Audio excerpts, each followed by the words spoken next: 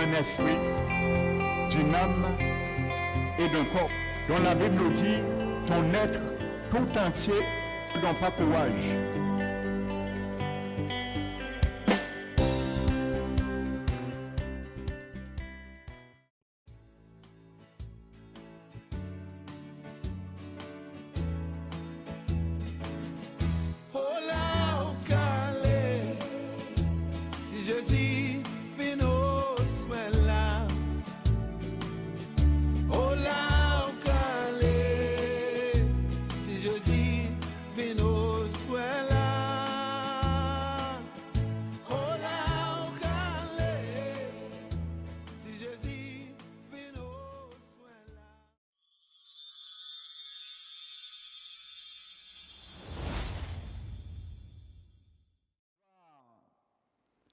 Qui brille sur nos vies.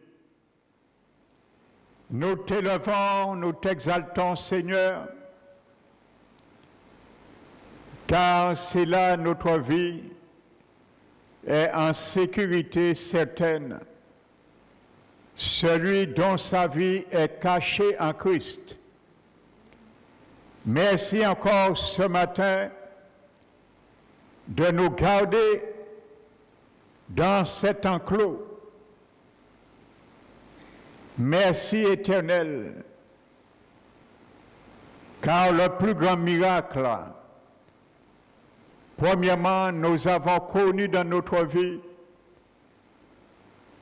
c'est de nous laisser changer nos cœurs par ta grâce souveraine et à cette nouvelle naissance qui vient d'en haut.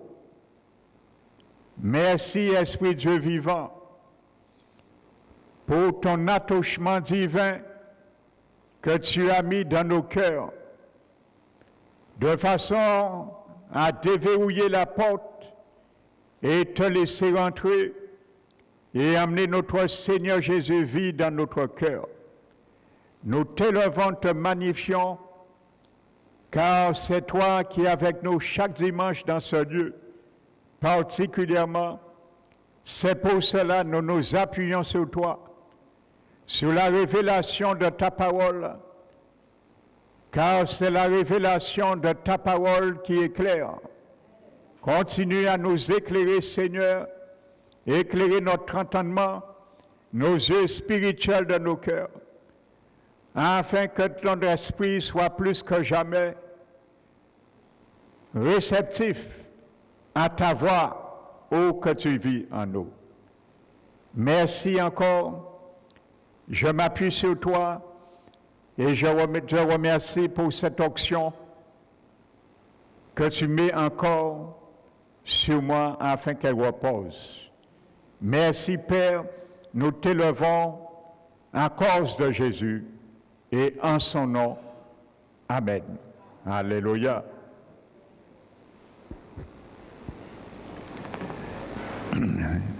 Soyez bénis, frères et sœurs. Alléluia.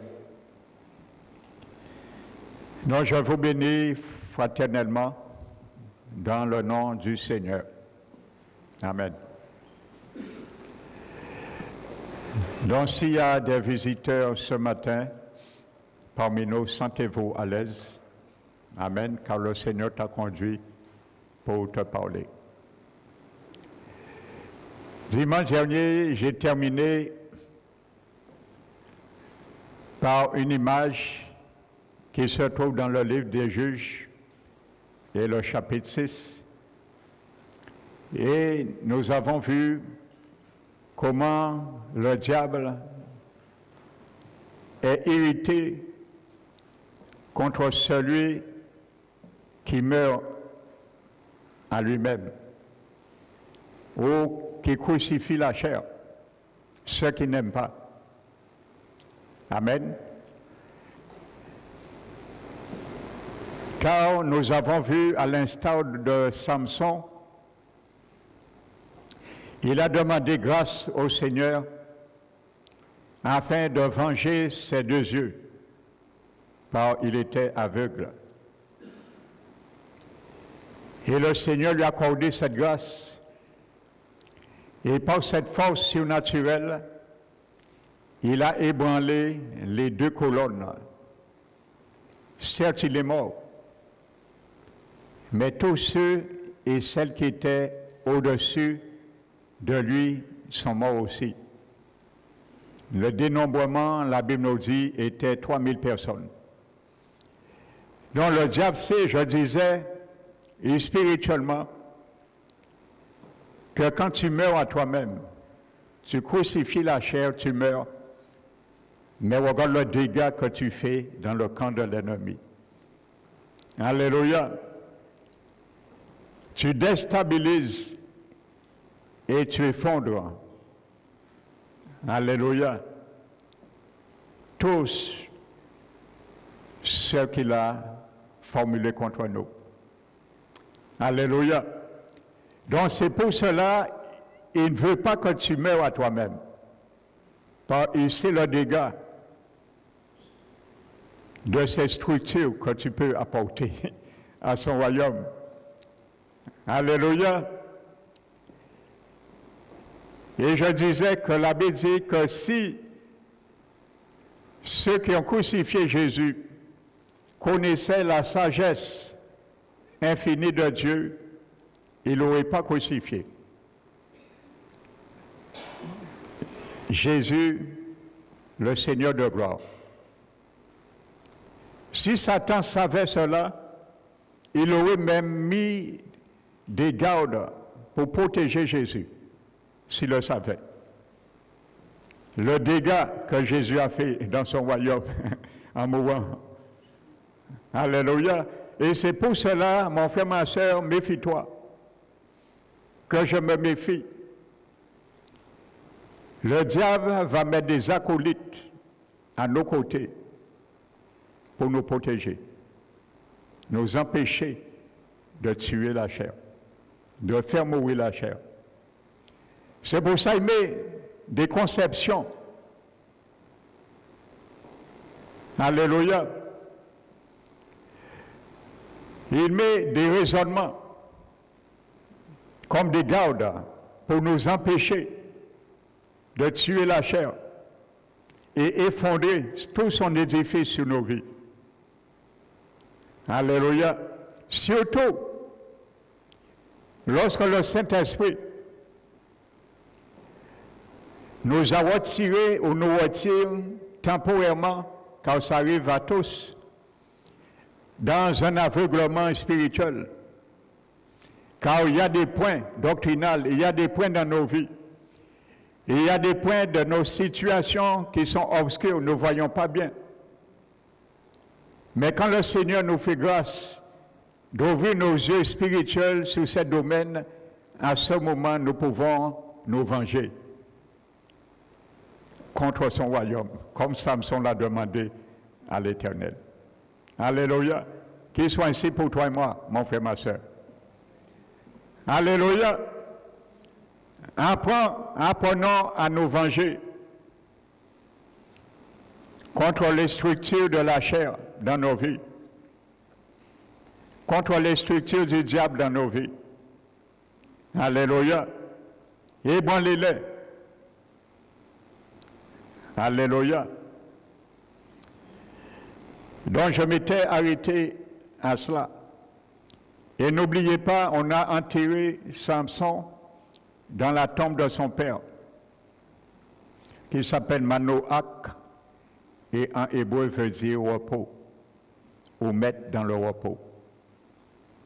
Et je vous ai donné, en comparant avec Jérémie, Ésaïe 30, verset 15, c'est dans la tranquillité et le repos que sera votre salut.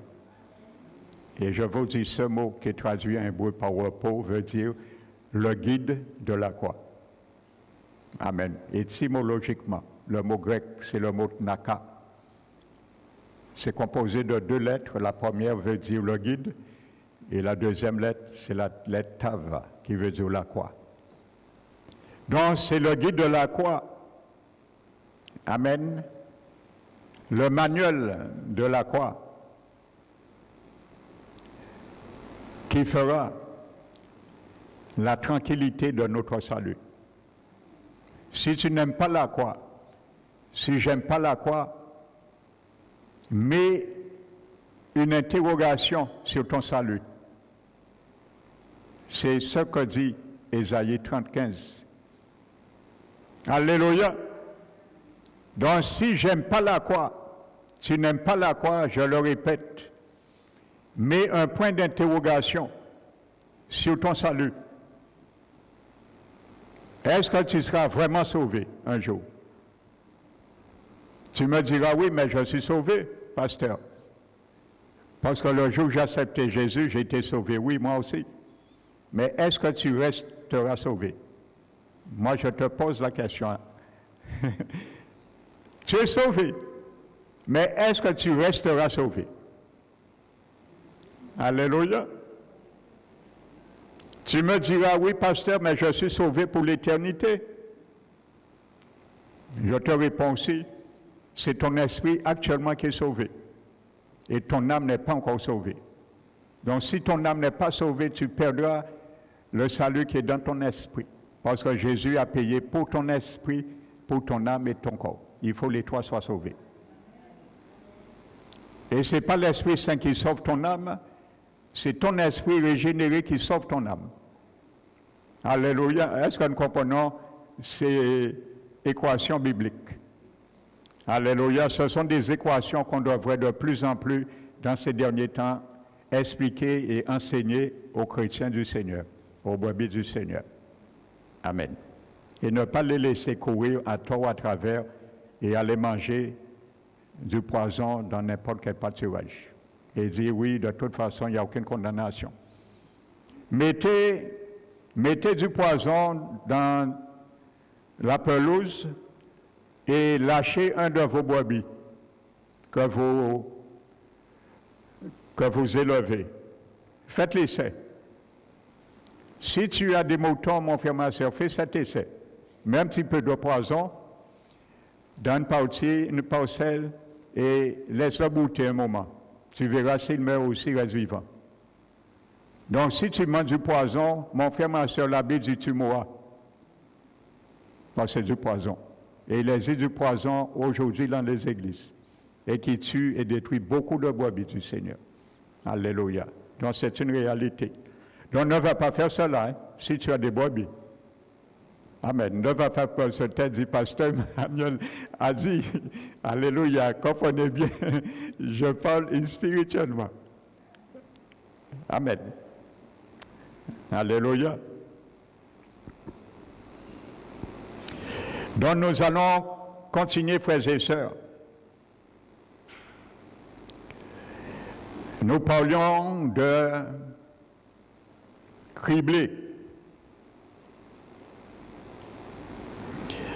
Donc, vous voyez l'image, cela signifie que tous les événements de la vie, je reviens sur le criblage, je continue, qui vont nous abattre, nous ébranler et qui vont causer de la douleur, qui ont attaqué notre cœur. Et personne n'est exempt. Je ne suis pas exempt non plus, moi qui vous prêche. Amen. L'avertissement que Jésus adresse ici à Pierre et à nous concerne les intentions de l'ennemi de notre âme. Alléluia. Il voulait que les disciples s'éloignent. Il voulait les défier, les prouver hypocrites, en quelque sorte. C'est implicitement ce que Jésus voulait dire aux disciples, et particulièrement à Pierre. Parce que nous avons vu l'exemple de Pierre. Jésus le savait. Pierre a dit, ça n'arrivera pas, tu meurs. Mais ensuite, Pierre a dit que où tu iras, Seigneur, les autres apôtres vont te laisser, mais moi je serai toujours avec toi. Et il a renié le Seigneur 3 fois. C'est ça criblé. Donc Jésus nous explique que le diable ne va pas cesser de nous cribler. Il va tester notre foi, c'est ça cribler. Parce qu'il a dit, afin que ta foi ne défaille point. Donc l'ennemi va nous cribler pour voir si notre foi va faillir, défaillir. Pour voir si aujourd'hui nous avons dit oui au Seigneur et demain nous lui disons non. Et le diable va dire oui, j'avais bien vu. Heureusement, je l'ai criblé pour faire ressortir la paille qui était encore attachée au blé. C'est faire séparer la paille du blé. C'est ça le criblage. Pour utiliser ensuite le blé. Amen. Exprimant leur foi, mais marchant dans la peur. C'est ça.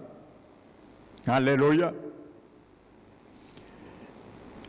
Quelqu'un qui exprime sa foi, mais qui marche dans la peur,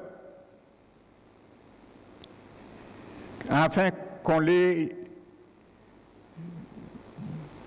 reconnaisse pas en eux qu'ils ne sont pas vrais. Donc c'est ça. Et l'ennemi verra à ça, frères et sœurs. Ne vous faites pas d'illusions. Donc il voulait les montrer comme la paille et non du blé. Donc comment accomplit-il son dessein? Par des assauts incessants, nous accablant de toutes parts, nous abattant, brisés par les vicissitudes de la vie, prêts à abandonner, à embrasser le désespoir et à rejeter la bonté de Dieu Tout-Puissant. Amen. Et plus que jamais, c'est ce que l'ennemi fait aujourd'hui. Amen. Donc soyons bien debout, plus que jamais, frères et sœurs, surtout dans les derniers temps que nous sommes. Donc maintenant, comment procéder? Avec l'encouragement de Jésus à Simon-Pierre, j'ai prié pour toi. Jésus a dit, j'ai prié pour toi, afin que ta foi ne défaille point. Nous devons mener le combat pour nos cœurs, car il compte pour Dieu. Jésus intercède en notre faveur, afin que la structure la plus profonde de notre foi survive intacte quand même. Alléluia. Jésus a dit, j'ai prié pour toi. Donc le Seigneur prie pour nous.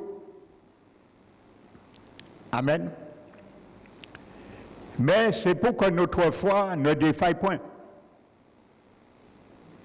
Il va prier pour moi, il va prier pour toi. Il le fait aujourd'hui, il intercède nuit et jour pour nous. Mais c'est à nous de garder notre foi pour qu'il ne défaille point. La part de Jésus, c'est prier pour moi. C'est prier pour toi. Mais ta part, ma part, c'est garder ta foi pour qu'il ne défaille point. Alléluia. Parce que Jésus aime nous laisser aller confronter le combat. Et il le faut. Il nous laisse aller confronter. Alléluia. Vous savez, un coach qui est en train d'entraîner son boxeur. Donc c'est son plaisir après de voir maintenant son élève sous la ronde et frapper l'ennemi. Surtout lorsqu'il voit, il lui donne des clés qu'il lui a appris. Il le met vraiment en valeur. Ça réjouit le cœur. Et lorsque, en finalité, l'arbitre tape et on lève sa main, c'est comme si c'est la main du coach même qu'on levait. Alléluia. Vous savez, il y en a d'autres qui me vient. Et il y avait un jeune homme, un jeune, tout jeune, bien dynamique. Et il avait un professeur qui était très, très âgé. Il était déjà vieux. Mais ce professeur, avant de rentrer dans sa retraite de cet exercice, il donnait tout, les clés, tout ce qu'il pouvait donner à ce jeune. Il l'entraînait. Et un jour, il est venu devant. Il y avait un stade, il y avait beaucoup de monde. Et ce jour-là, dans ce stade, il y avait beaucoup de filles. Vous savez, les jeunes, à ce moment, à ce stade, ils se sont le Superman. Et ils regardent, il y a beaucoup de jeunes filles dans la foule. Ça l'a un peu enorgueilli. Et la lutte a démarré. Donc, non, c'était simplement, non, autant pour moi, avant la compétition, il faisait une exhibition avec son prof. Et ce jour-là, il y avait des milliers de gens et de jeunes filles. Alors, ce jour-là, il n'a pas eu compassion pour son professeur. C'était simplement pour démontrer des choses. Alors, l'orgueil envahi, il a commencé à jeter son professeur, à lui donner des clés, profiter, ainsi de suite.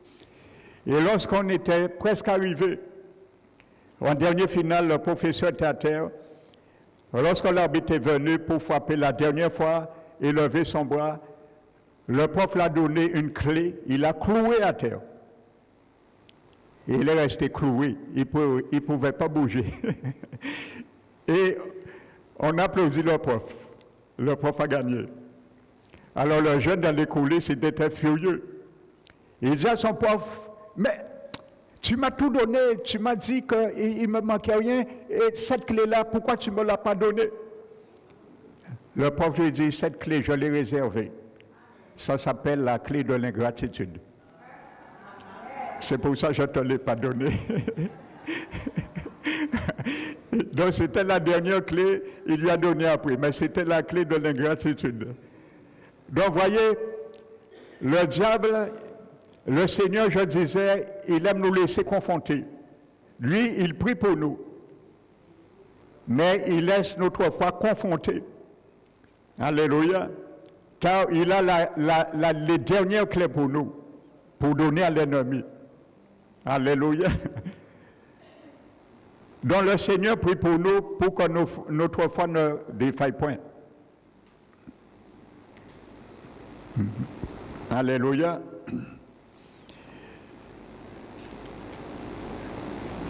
Donc deuxièmement, la troisième vérité,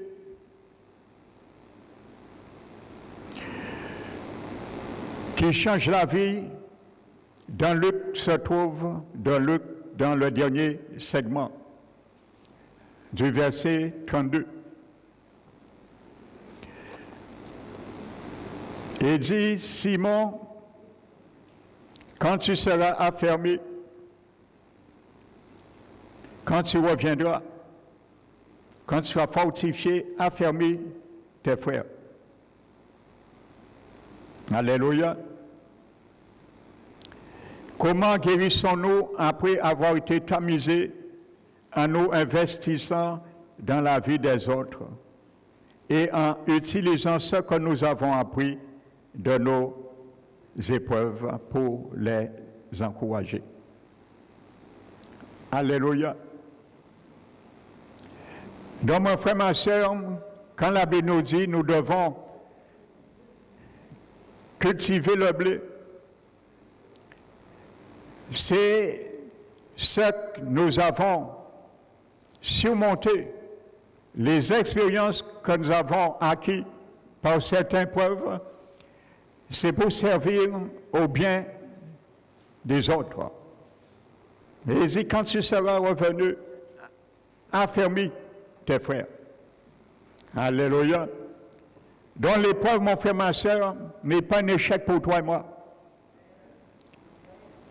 Car quand tu passes par le criblage, tu peux aller voir un frère ou une sœur. Lui dire, tu es dans cette situation, eh bien tu sais, voici comment tu peux t'en sortir. Parce que Jésus nous dit, il dit, Simon, quand tu reviendras, affermis tes frères. Alléluia. Quand tu sors de l'épreuve, c'est pour affermir tes frères et sœurs. Donc quand tu cultives le blé dans ta vie, dans le bon pays, pense à tes frères et sœurs. Ne démissionne pas dans le combat. Pense à tes enfants. Pense à tes petits-enfants qui ont besoin de toi pour être affermés dans des moments difficiles, pour les donner le flambeau, les passer le flambeau. Alléluia. Donc Jésus nous donne cela. Et il y a des bonnes leçons à tirer à travers le clivage. Alléluia. Lorsque notre foi a été prouvée et confirmée, parce qu'il est dit pour que ta foi ne défaille point. Et que Dieu lui-même nous a réconfortés dans nos afflictions, comme dit 2 Corinthiens 1, nous pouvons tendre la main et réconforter les autres avec la miséricorde et la grâce qui nous a été accordée. Alléluia. Amen.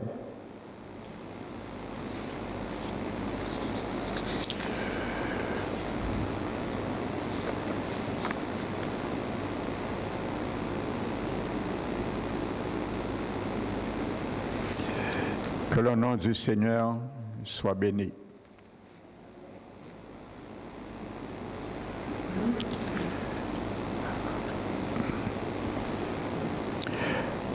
La Bible nous dit dans 1 Pierre chapitre 2, frères et sœurs, lorsque l'apôtre Pierre a dit c'est une grâce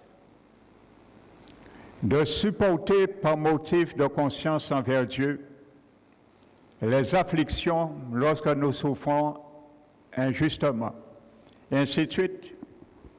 Il dit c'est à cela que vous avez été appelés, car Jésus aussi a souffert pour nous, ainsi de suite, nous laissant un exemple afin que nous marchions dans ses traces. Amen.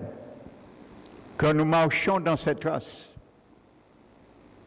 Il y a 2 mots importants dans cela, mon frère, ma soeur.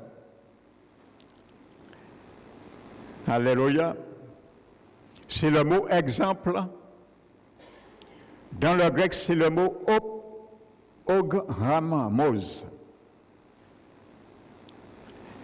Ce mot grec est traduit par exemple,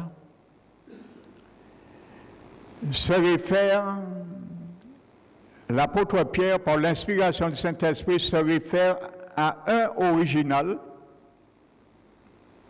placé sur une feuille de papier décalque, comme on faisait avant, lorsqu'on décalquait à l'école.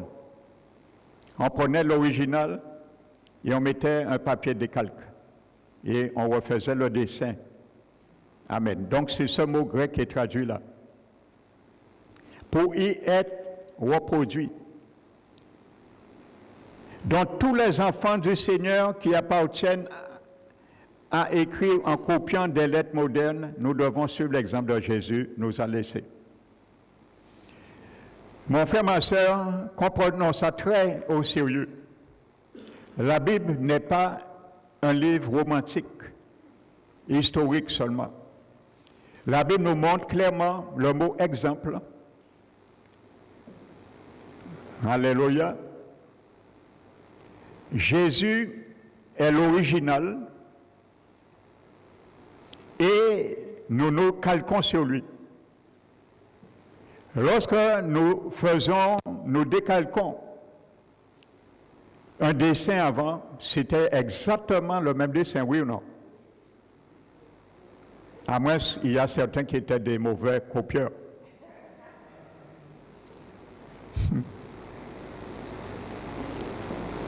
Amen. Donc, quand la Bible dit Jésus nous a laissé un exemple, ça veut dire ma vie peut être carrément copiée sur la vie de Jésus. Dans ce que Jésus a fait, l'exemple, nous pouvons le faire. Parce que lui, il prie pour nous. Il peut dire le Père, pendant le combat de notre foi, la confrontation, en priant, il se rappelle, il était éprouvé dans telle situation comme nous le faisons. Automatiquement, il prie au Père pour nous donner le même moyen que lui lorsqu'il était en chair sur la terre, pour y parvenir. Mais il ne va pas mettre sa foi à notre foi, à la place de notre foi. Il nous donnera les moyens. Alléluia. Et maintenant, le mot qui est traduit également dans ce texte, trace suivant, marchons dans cette trace, c'est le mot grec égnos qui se rapporte à des empreintes de pas. Empreintes de pas. Nous devons marcher dans les empreintes de Jésus-Christ, tout en marchant sur le sentier de la justice, à endurer des souffrances injustes. Alléluia. Donc là, si un enfant du Seigneur ne comprend pas cela, non seulement nous sommes carrément calqués sur Jésus, ça veut dire que quand le Père nous voit, il voit Jésus en moi. Lorsque je calquais un dessin, je retirais le papier calque.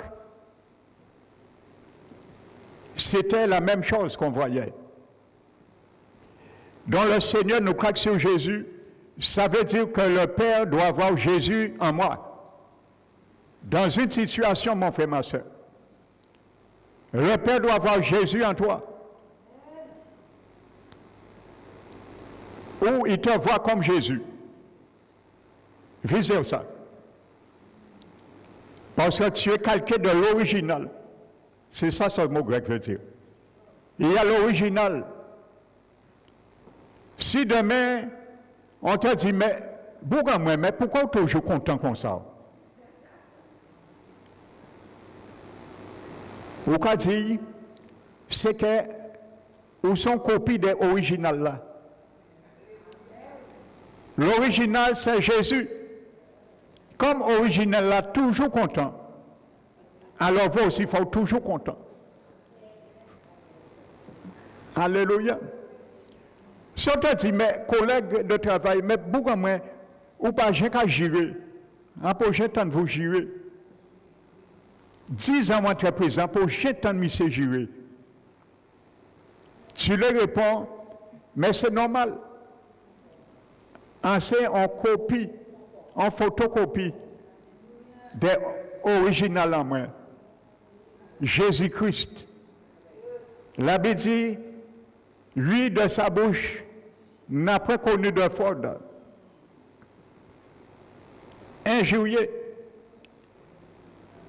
il ne jurait pas. Maltraité, il ne faisait point de menaces. Mais nous a laissé un exemple. Il a fait de nous des photocopies pour que nous marchions dans cette trace. Ce mot grec, égnos, veut dire marcher dans les empreintes, sous les empreintes. Beaucoup parmi nous, l'empreinte est là, mais nous marchons à côté de l'empreinte. Frères et sœurs, une photocopie est une photocopie. Nous ne devons pas le trafiquer. Nous ne devons pas mettre l'empreinte de Jésus à côté. Bien souvent, c'est ce que nous faisons. La Bible nous le dit. Là, vous comprenez, mon frère, ma soeur, la vie chrétienne, c'est une vie de souffrance. Pour ceux qui ne veulent pas l'admettre, souffrance, je ne parle même pas de souffrance physique, mais souffrance au niveau spirituel de non-engagement, frères et sœurs. Je sais, lorsqu'on est maltraité, ce n'est pas facile de garder le silence. Je me rappelle, j'étais jeune converti, j'avais 5 ou 7 mois de conversion. J'étais à l'univers, à l'AFPA. Je suis parti le lendemain de mon baptême d'eau à l'AFPA, à Martinique. Et nous étions à Martinique, il y avait la plupart des Martiniquais, et nous étions 4 Guadeloupéens. Il y avait Martiniquais, je ne sais pas, qu'est-ce qu'en moi, il le déplaisait ou pas, je ne sais pas. Le stage a duré 12 mois. Du début jusqu'à la fin, il y a un collègue, il ne cessait de me provoquer, frères et sœurs. Mais c'était incroyable. Hein? Par exemple, je vous donne quelques exemples. Je suis en train de travailler sur mon pupitre. C'est une formation d'électricité, d'équipement industriel. Il vient devant moi, il se met comme ça. Et il chante. Frères et sœurs. Donc je le laisse chanter. Quand il voit, je ne dis rien, il s'en va. Il vient le matin, il me donne la main, il monte sur mon... Il met son pied sur ma chaussure, il reste dessus. Hein. Pendant 12 mois, j'ai gardé le silence. Je priais pour lui. Vous savez, le jour de l'examen, il y a eu 2 échecs. Et il a échoué. Et quand il a échoué, il est venu me voir en pleurant. Et il m'a dit, un tel, je te demande pardon. J'ai essayé de te provoquer, mais tu as été inébranlable. Il m'a dit, je te demande pardon. Je dis, je t'ai déjà pardonné depuis 12 mois. Et ça m'a fait mal pour lui, qui n'a pas eu son examen. Alléluia. Donc le Seigneur prie pour nous, afin que notre foi ne défaille point. Là, quand je prêchais l'évangile aux collègues, ils pouvaient dire, il est un témoin oculaire, alléluia, de cet évangile que je prêche. Alléluia. Donc voici ça, frères et sœurs, afin que nous marchions dans cette trace. Amen.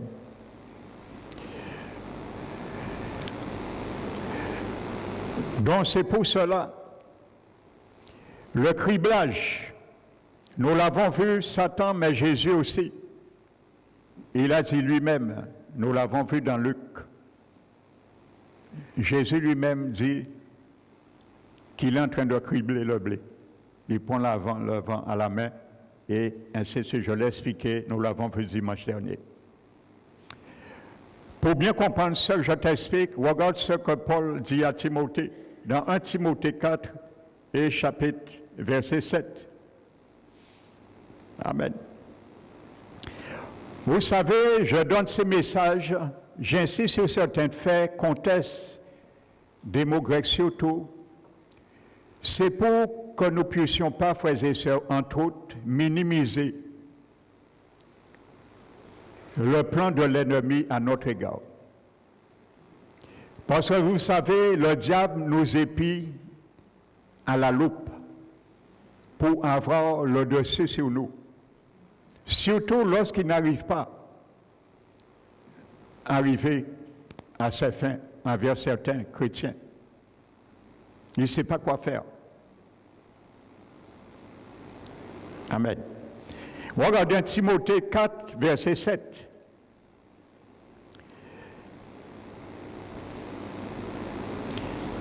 Paul dit, repousse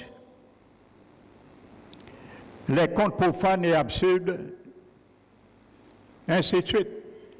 Et il dit, exerce-toi à la piété. Exerce-toi à la piété. Ce terme « exerce-toi » nous donne un aperçu fascinant de la façon de penser de Paul. Le mot grec qui est traduit par « exerce-toi », c'est le mot « gumnazo ». Ça signifie littéralement « s'exercer tout nu ». Ce n'est pas une allégorie, hein, c'est une réalité. C'est un mot qui était employé pour les athlètes et devait s'exercer tout nu, à nu. C'est à l'époque, comme ça se faisait, à l'époque des apôtres. Les lutteurs, ils n'avaient rien sur eux. Il n'y avait pas de robe, il n'y avait pas de linge. Nu.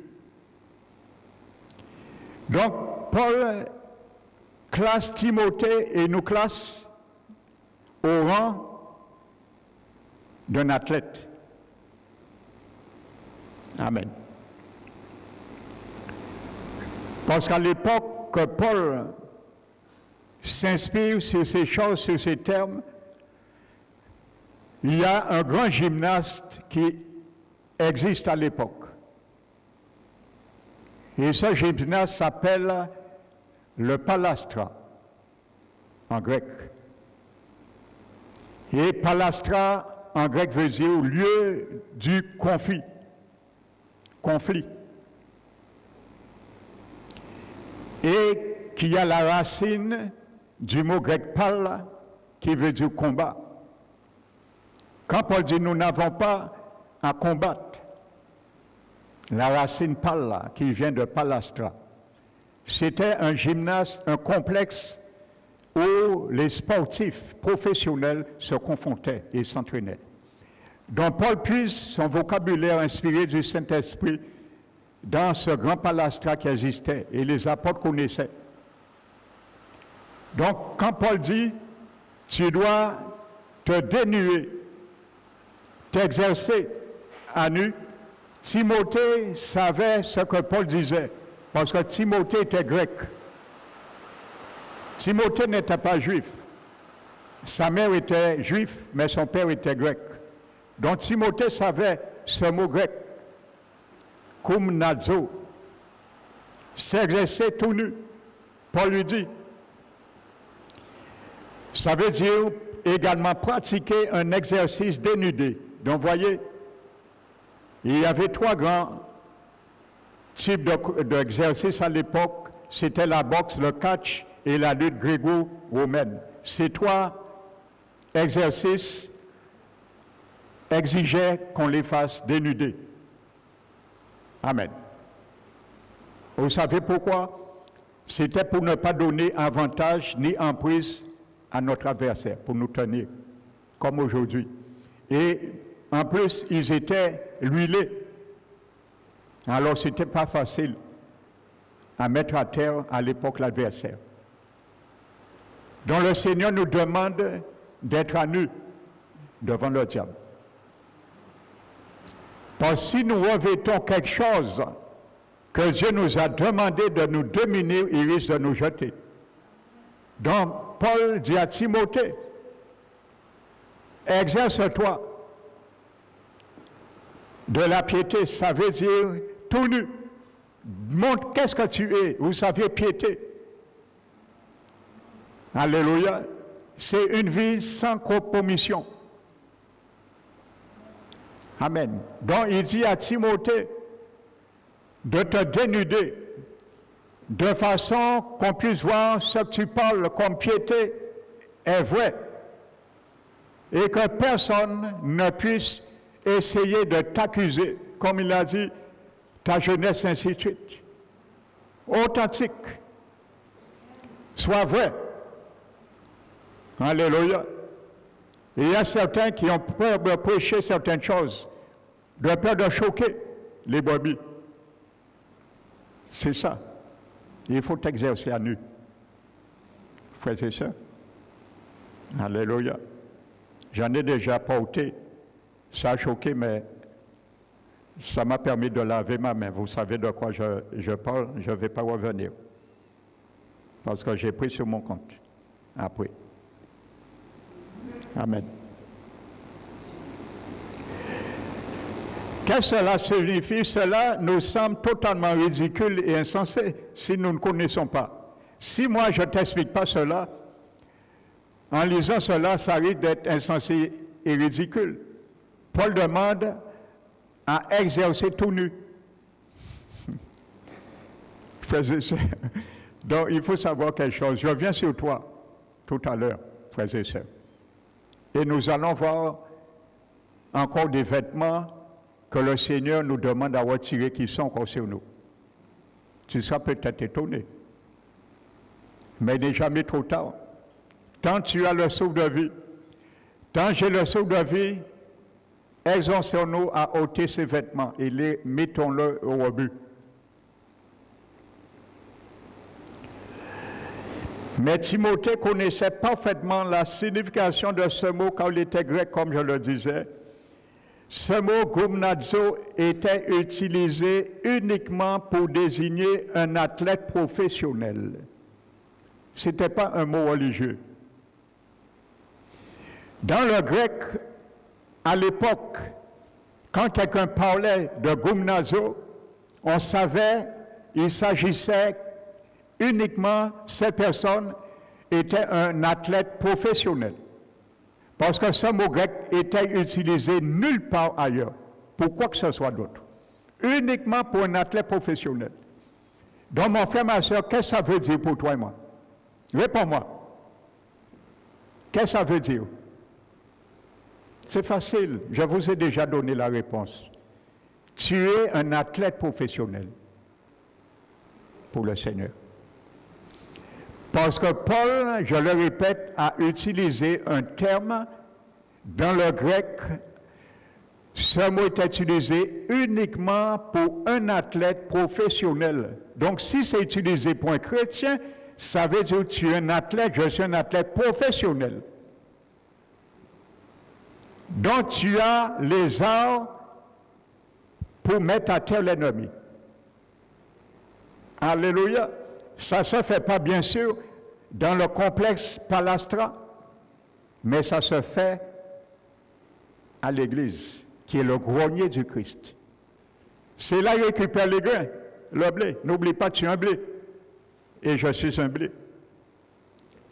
Le grenier, c'est l'Église du Christ. C'est là où il recueille les grains. Pour utiliser ces grains pour son royaume, l'air. Il nettoie son air. L'air, c'est le royaume de Jésus. Il ne va pas utiliser du grain qui est encore de la paille. Frères et sœurs. Amen. Et je suis d'accord toujours à continuer à cultiver le blé, le fourment dans ta vie. Tu n'as pas le choix, je n'ai pas le choix, parce que tu es rentré dans le pays et tu as trouvé cela. Donc pour te nourrir avec, il faut le cultiver. Deutéronome 8 et Deutéronome 11, n'oubliez pas. Alléluia. Le message que Paul donne à Timothée est très clair. Cependant, Timothée n'avait peut-être pas envie de l'écouter, mais au lieu de l'encourager à se reposer, à se détendre et à s'arrêter, Paul l'exhorte à s'exercer, à se dénuder, à enlever tous ses vêtements et à travailler de toutes ses forces. Amen. Gymnazo était employé uniquement pour décrire l'entraînement des sports de combat.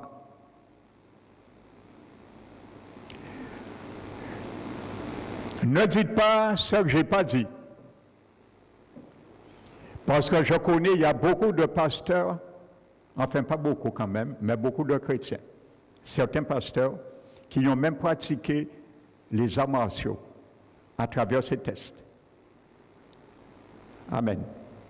Il ne faut pas déformer. La parole de Dieu nous parle spirituellement. Il n'y a aucun chrétien qui exerçait ces combats. Donc Paul prend des images qui existaient comme Jésus illustrait par des paraboles, des choses qui existaient pour les expliquer et spirituellement. Amen. Donc, je le précise, j'ai l'occasion à exhorter certains chrétiens qui ont pratiqué les arts martiaux. Tout ce qui est arts martiaux, je vous le dis, si vous ne le savez pas, je profite de le dire, il y a de l'occultisme. Que ce soit le escrime, judo, karaté, ainsi de suite. Parce que quand la force que vous déployez, on vous fait comprendre, il faut exercer à des concentrations. Tous ces armes, tous ces sports viennent d'Asie, des Chinois. Eux, ils ne croient pas en Dieu. Ils croient à des maîtres. Et ce sont ces esprits qu'ils invoquent. Et quand tu es initié dans cela, tu ne le sais même pas, on ne te le dira pas, moi je te le dis. J'ai entendu des pasteurs qui ont témoigné qu'ils étaient dans les arts martiaux, quand ils ont démissionné, ils avaient des envies suicidaires. Parce qu'ils étaient habités par des esprits, et maintenant, ils ne pouvaient pas se démissionner comme ça. Les esprits ont demandé compte. Et ils ont dû passer par une séance de délivrance pour retrouver leur bon sens. Tant ils étaient dedans, ils n'avaient aucun esprit suicidaire. Mais le jour où ils ont arrêté, se sont convertis, parce que quand tu rentres dans ça, on te fait t'initier et rentrer dans une alliance avec des esprits. Et quand tu vas voir quelqu'un qui prend un bout de pain, et il va se concentrer, il va faire un cri et casse le pain, vous allez dire, ouh, ce n'est pas lui qui a cassé quoi que ce soit. C'est un esprit qu'il a invoqué dans le cri et c'est l'esprit qui a cassé le pain. Donc voici, je vous donne une idée. Ce n'est pas du virtuel, c'est des réalités qui existent. Donc tu invoques un esprit dans ta vie parce que tu ne peux pas exercer cela sans que tu sois habité par des démons, ces gens d'esprit. Ce sont des esprits guerriers. Tu es obligé d'accepter. C'est leur science. Et ça fait partie de ces sports. Ça, pour ceux qui ne le savent pas, qui envisagent à mettre vos enfants dans ça, sachez-le, vous êtes avertis aujourd'hui. Amen. Et bien souvent, quand je dis, je mets en garde certaines personnes, on ne prend pas garde. Je vais vous donner un exemple encore qui me vient. Il y avait une sœur parmi nous, elle a désisté de l'Église avec le Covid, comme beaucoup d'églises aussi, ils ont perdu beaucoup de membres. Beaucoup ont profité de rester chez eux, parce qu'ils avaient déjà cherché une occasion favorable pour déserter, donc beaucoup ont trouvé cette occasion et ils ont déserté les églises. Donc, cette sœur, lorsqu'elle est venue ici, il avait son fils qui était asthmatique depuis la naissance. Elle m'a confié cela, j'ai prié pour elle et l'enfant était guéri. Le Seigneur a fait grâce, il a guéri son enfant. Donc l'enfant, il avait à l'époque 12 ans.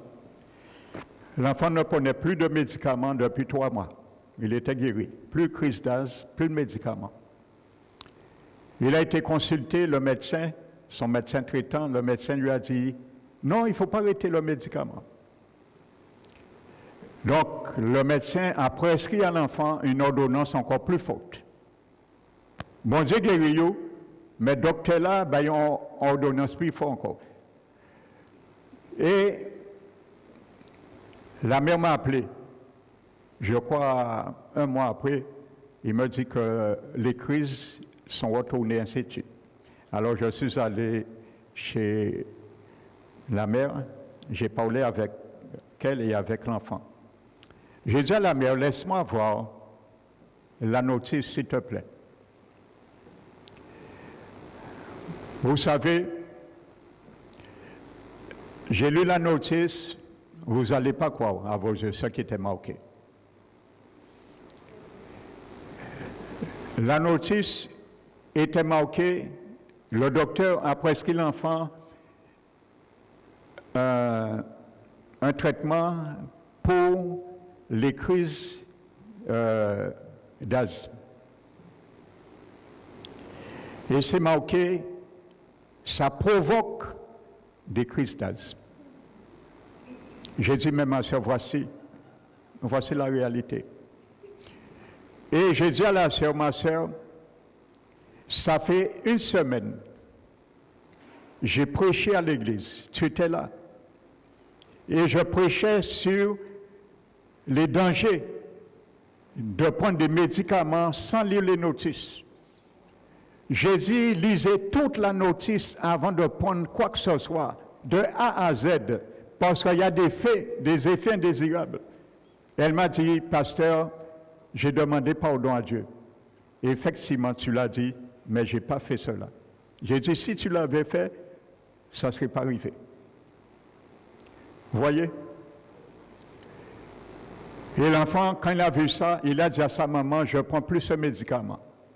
Et la maman était remontée aussi, ils ont été voir le médecin.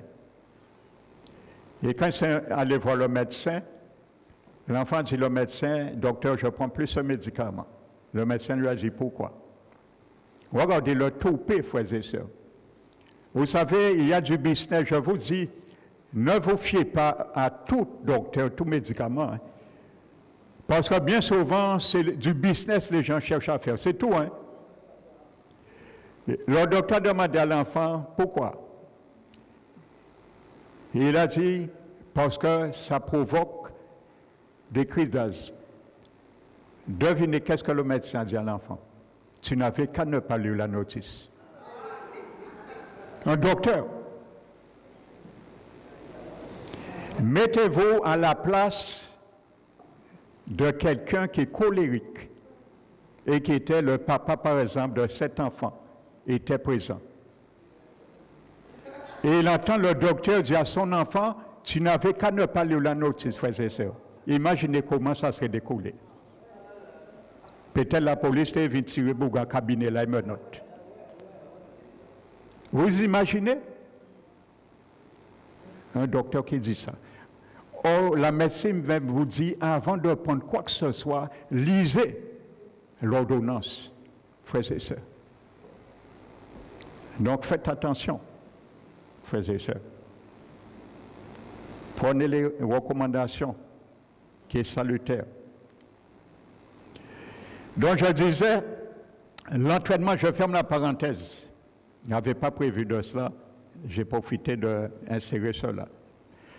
Donc c'était l'entraînement des sports de combat, en particulier la façon dont les athlètes et les concurrents se préparaient et se formaient pour la lutte.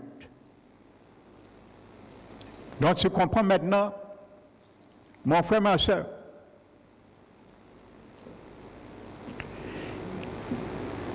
cultiver le blé dans nos vies nous demande en amont à bien nous préparer, à être bien dénudés pour combattre l'ennemi, afin qu'il ne puisse pas trouver une occasion dans la lutte à nous accrocher. Alléluia. Donc, vous voyez, l'apôtre Paul décrit, pointe du doigt à Timothée qu'il est un athlète et un combattant professionnel dans le royaume du Seigneur. De ne pas oublier cela. Et de faire tout son possible que l'ennemi ne puisse pas l'attraper.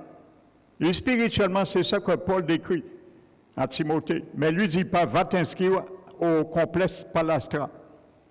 Et à ce moment, tu seras comme prévu, dénudé et lutte. Non, la Bible dit, nous n'avons pas lutté contre le chair et le sang. Alléluia. Il y a un chrétien qui a dit un jour, il n'y a rien de mal à faire la boxe. Voyez, il n'y a rien de mal à faire la boxe, à s'inscrire à faire la boxe. Qu'est-ce que la Bible dit? Oui, c'est comme ça, je vous explique, criblé. L'ennemi crible beaucoup d'enfants du Seigneur par ignorance. Surtout ceux qui ne lisent pas la Bible, qui font de l'économie à la lecture de la parole, à l'étude de la parole, à la méditation. La Bible dit, tu ne frapperas pas ton prochain. Quand même, tu es habité par l'Esprit de Dieu, tu dois savoir que tu ne peux pas t'inscrire dans la boxe. Oui, mais j'ai besoin de me défendre. Tu n'as pas des anges de l'Éternel qui campent autour de toi? Donc, vous voyez encore, le diable est là pour faillir notre foi. C'est ça. La foi te dit ça, mais le diable te fait dire ça. La parole de Dieu dit que l'Éternel, les regards de l'Éternel sont sur toi.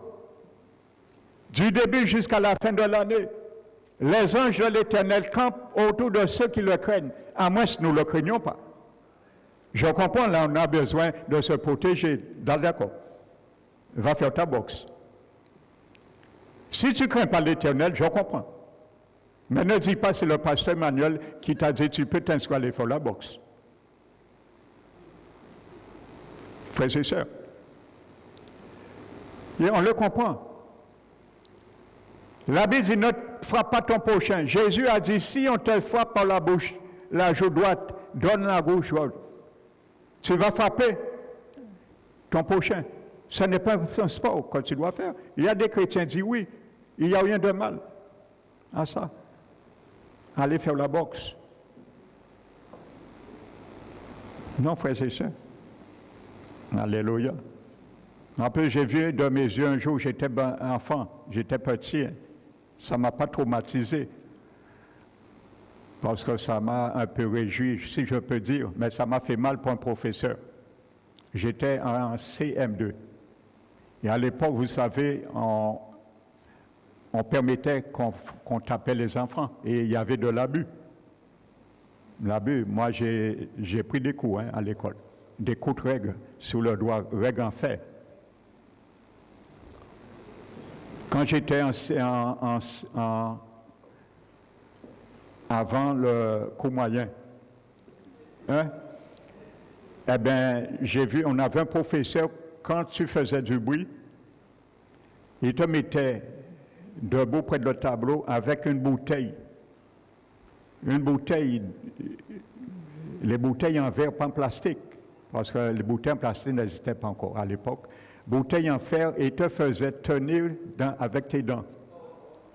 La bouteille et tes deux mains comme ça. Frères et sœurs, j'ai vu ça. J'ai vu ça, frères et sœurs. Eh bien, un jour, c'était à Bergevin, j'étais en CM2, et il y avait un professeur qui était mon professeur, et c'était un ami d'une tante à moi. Et la tante lui avait donné autorisation de nous taper. Et quand je ne connaissais pas un jour, il me tapait. Et il avait une technique, il prenait sa ceinture. Il te faisait comme ça, quand tu mettais la main, il prend la ceinture comme ça, il te tape. Et il est entraîné. Eh bien, vous savez, un jour, il a tapé un enfant, mais le père de l'enfant, il ne le savait pas, il était un boxeur professionnel. Et l'enfant est venu avec son père le lendemain, mais il a pris le soin quand même, il a mis ses gants. Bon, s'il avait frappé le prof sans gants, c'est des dents cassées. Il a mis ses gants et il est venu, il a frappé, il a boxé le professeur. En plein cours, frère, j'ai vu ça de mes yeux. Il a boxé le professeur. Et c'était fini, Le professeur, il est devenu comme un agneau après, C'était fini. Mais je l'ai vu de mes yeux.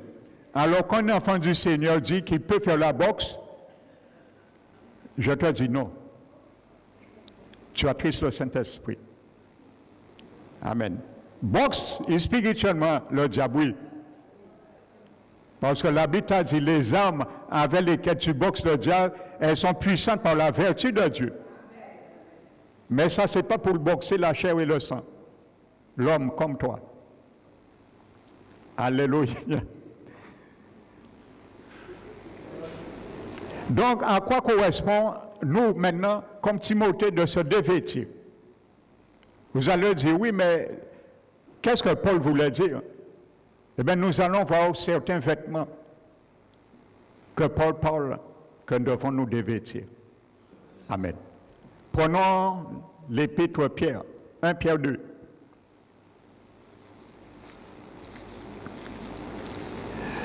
« 1 Pierre chapitre 2.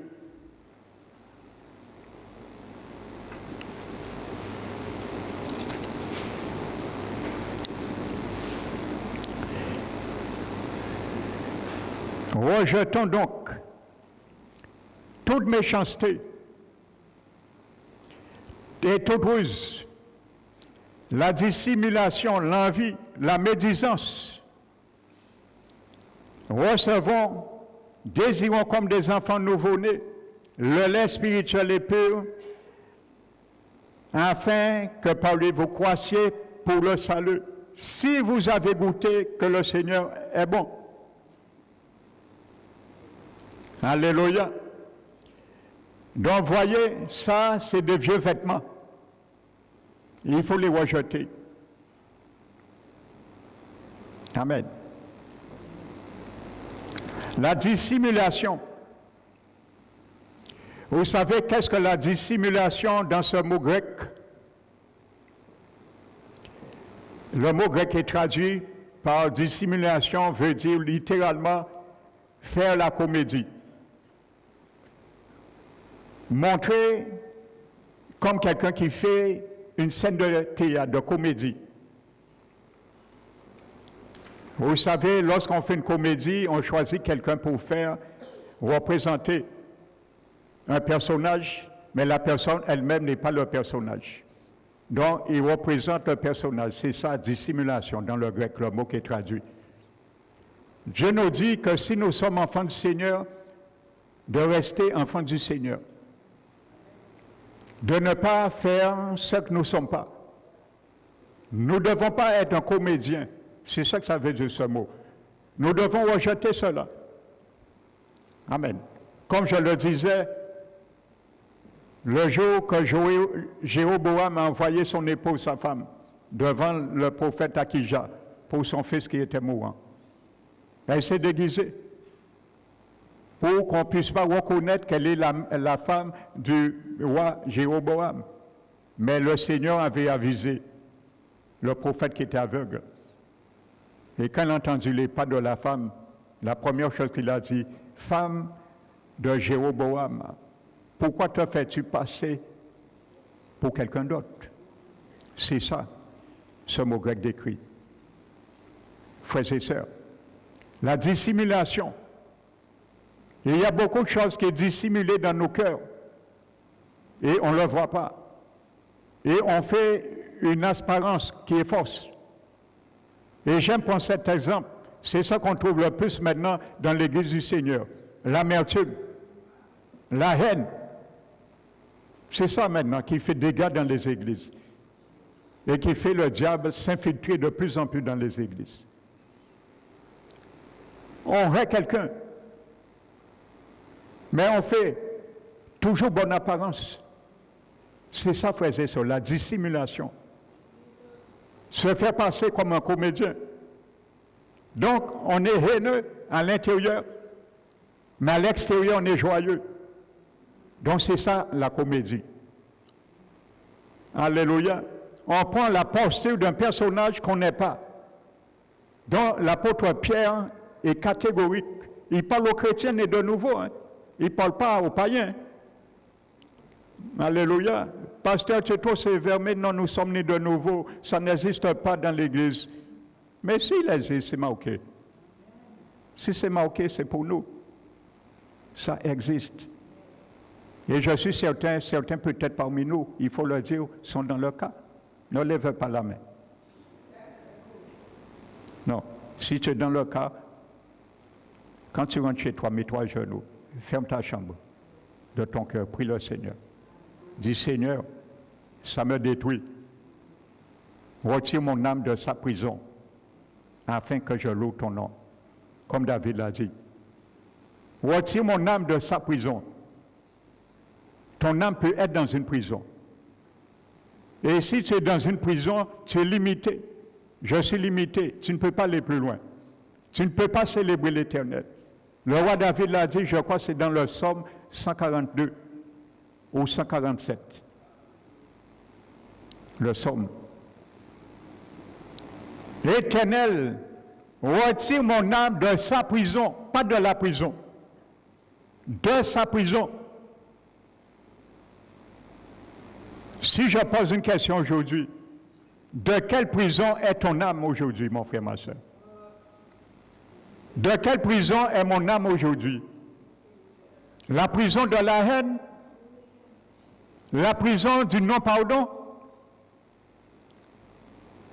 La prison de l'hypocrisie? La médisance?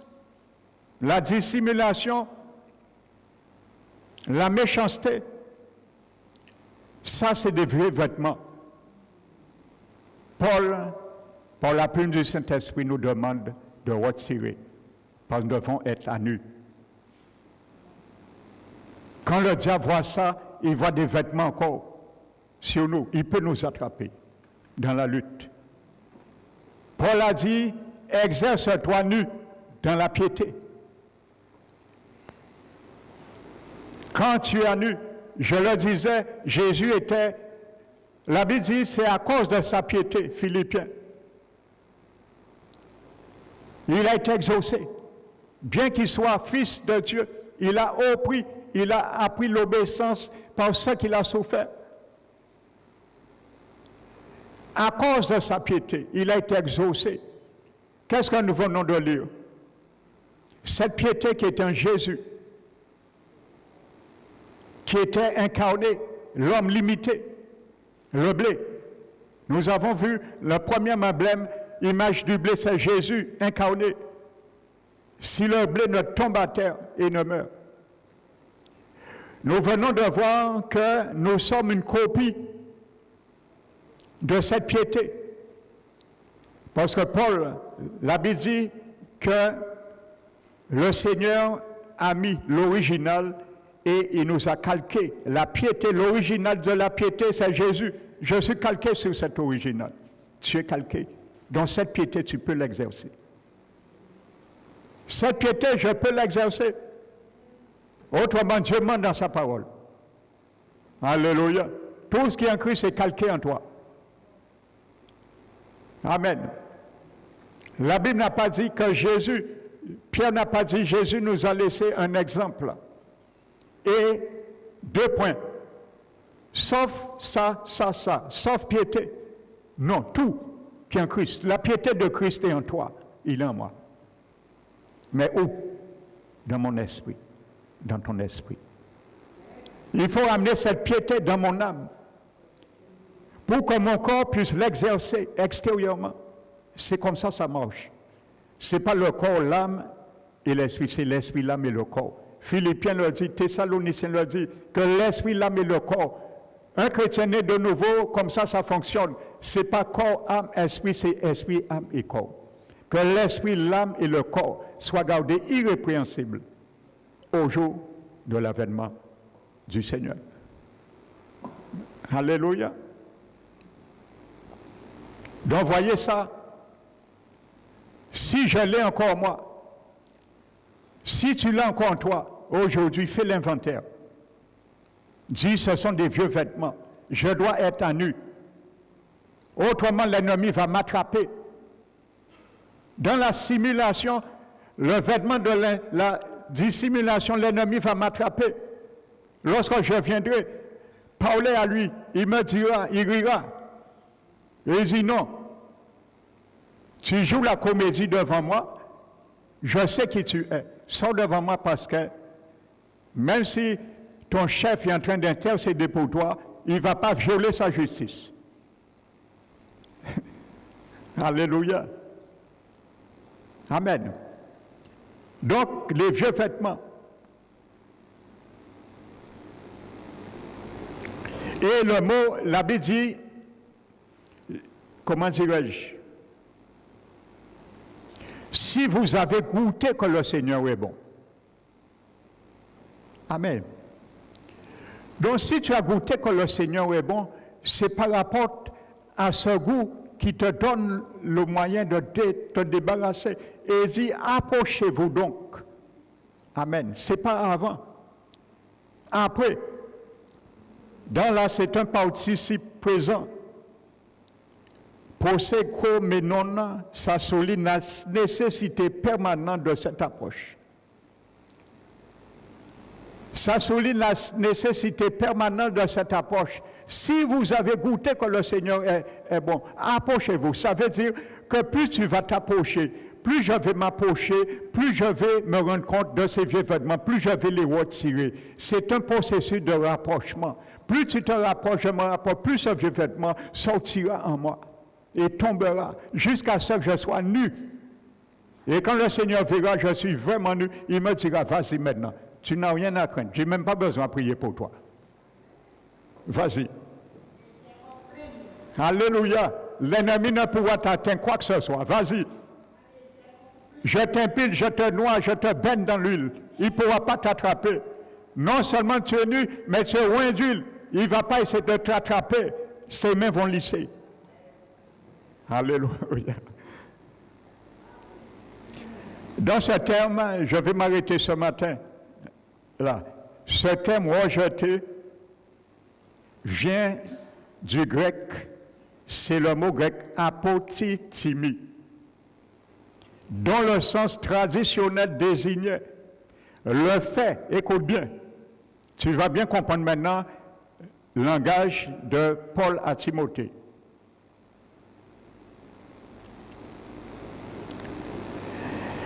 Dont le sens traditionnel désignait le fait de retirer des vieux habits.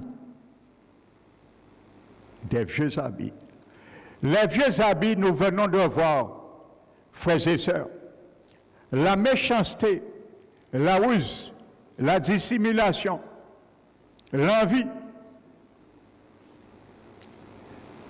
la médisance, s'appellent des vieux habits. Et ces vieux habits viennent de qui?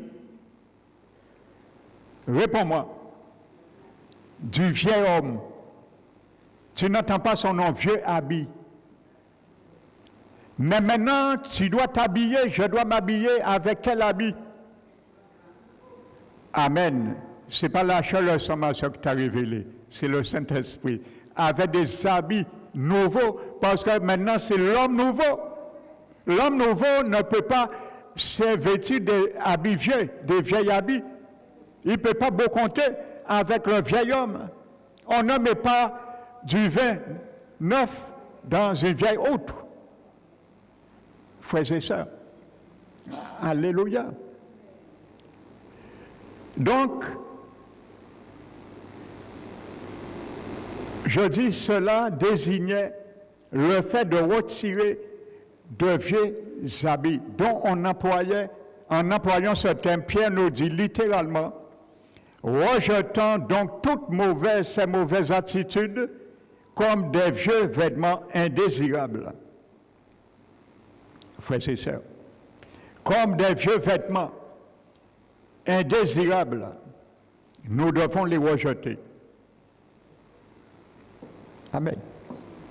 Tant nous allons encore garder cela, nous ne serons pas dénudés. Et nous ne pourrons pas exercer la piété selon ce que nous demande la parole de Dieu. Amen.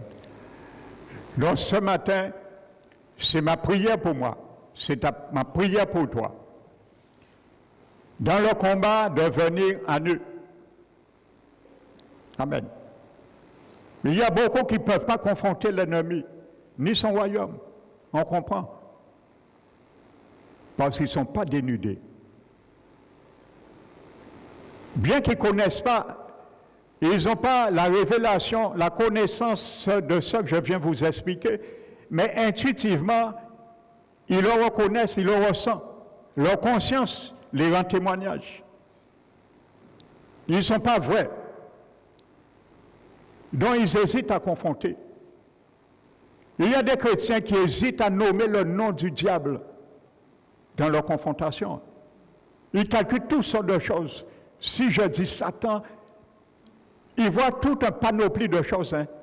Tout un film. Est-ce que Satan peut suivre moi? Est-ce qu'il peut faire moi un accident? Est-ce qu'il peut toutes sortes de choses? Pourquoi? Parce qu'on n'est pas en paix avec notre âme, n'est pas en paix, c'est normal. On craint. La Bible dit la crainte bannit, l'amour de Dieu bannit toute crainte. Parce que la crainte suppose un châtiment. Quand on craint, on suppose quelque chose. La crainte, l'amour de Dieu bannit toute crainte. Frères et sœurs. Toute crainte. Même si on est dans la droiture, on est obéissant, il y a quelque chose qu'on ne comprend pas. Notre conscience va nous mettre en paix. Alors, ce moment dit, Seigneur, eh bien, tu veux que je confronte? Tu pries, allons-y. Après, c'est tout. Parce qu'il veut te confronter quelque chose. Même si tu es dans ta cause, même si je suis dans ma cause. Parce qu'il veut me faire gravir les échelons. La cause chrétienne, c'est une question de gravir des échelons. Et le Seigneur est là, il nous assiste. Il aime nous voir gagner. Le Seigneur aime te voir gagner. Il aime voir le diable à terre et toi en haut. Donc nous devons réjouir le cœur du Seigneur Jésus. Ce n'est pas pour rien qu'il a fait de nous des photocopies. Il nous a calqués sur lui. Mais il faut que nous marchions dans les traces. Ne mettons pas nos pieds à côté des traces. Marchons sur les traces. Comme un enfant, il est marché sous le sable, des traces de quelqu'un a marché. Il fait ça comme ça. Jésus. Les traces de Jésus vont t'emmener où que Jésus est. C'est comme ça, parfois, on peut trouver quelqu'un en marchant sur ces traces. La personne est cachée quelque part, mais elle a laissé des traces. Et on arrive là, il n'y a plus de traces. Il n'y a plus de traces. Oh, la personne. Et on entend, coucou, je suis là. Amen. Quand il n'y aura plus de traces, c'est que Jésus est là. C'est quand nous serons au ciel. Nous serons face à face, Seigneur. Que ça soit ma prière pour toi et moi ce matin, au nom du Seigneur Jésus. Amen.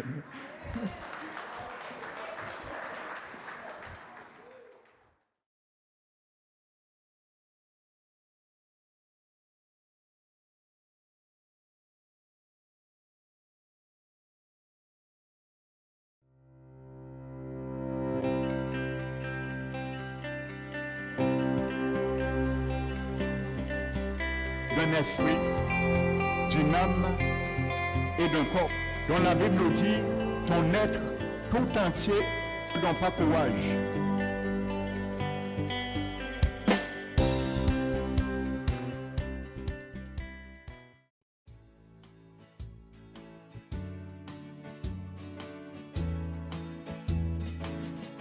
Oh là, au Calais, si je dis